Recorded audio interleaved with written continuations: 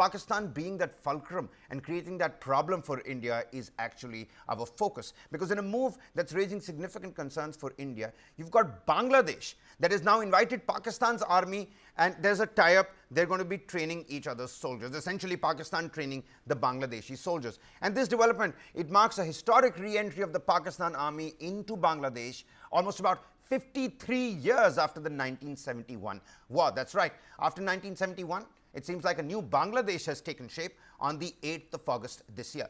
Pakistan Army's Joint Chiefs of Staff Committee Chairman General Shahir Shamshad Mirza proposed that the training initiative take place in November, which was accepted by the Bangladesh Army Chief Wakharuzzaman.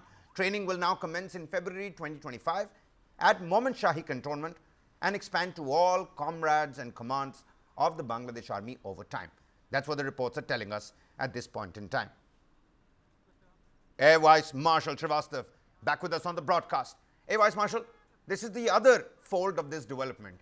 And I'm again saying it. 1971, a different Bangladesh took birth. August 8th, 2024, a completely different Bangladesh has taken birth.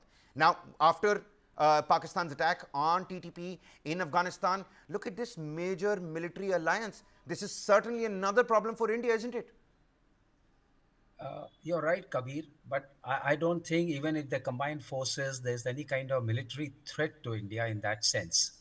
But what Bangladesh has to learn that Bangladesh is so much dependent on India.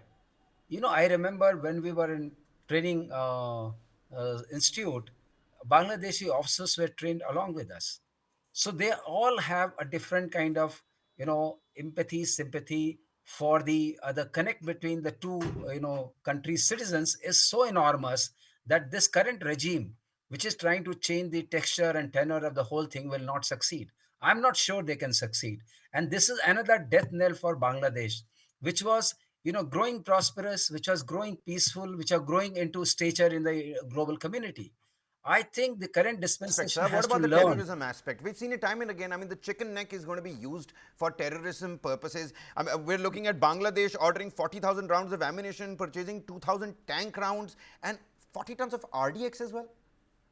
So, Kabir, we are well aware of this. We are well aware of chicken neck, which all the time is talked about in media, and we know how to guard it. We know how to safeguard that chicken neck of ours. So let this not be a message, or let this not be a Okay. kind of ambition. Two militaries, Pakistan and Bangladesh combined, that they can break the chicken neck. They cannot break the chicken neck. It's a land which we know how to defend. We have all our forces concentrated there. We are there in the eastern part of the country. We know that this is there, this is our weakness, and this is a well-known thing. It cannot hinder our, kind of control over that area. So I don't foresee any possibility of that. What I call upon these two countries to understand that this is not the kind of, connect you can have. If you could live together, they wouldn't have been 1971. Okay. So they naturally cannot live together because there are two different kind of cultures, there are two different kind of thinking, two different kind of models within the citizens. It's a very small, I would say, flash in the pan kind of show, All right. which will go on for a while and it'll just wither away. It's not going to stay. And Okay. as far as military concern is there, I don't see any kind of enhanced military threat to us in that sense. It's really great to see this, Bangladesh, Air Vice Marshal. It's really great to see that, you've exuberated confidence, and this larger message is going to trickle down to the last person who's watching this show as well. There's nothing to worry about per se, and many thanks for joining with us on the broadcast here, helping us out on both these particular stories, and of course, allaying those fears and exuberating confidence in our tri forces.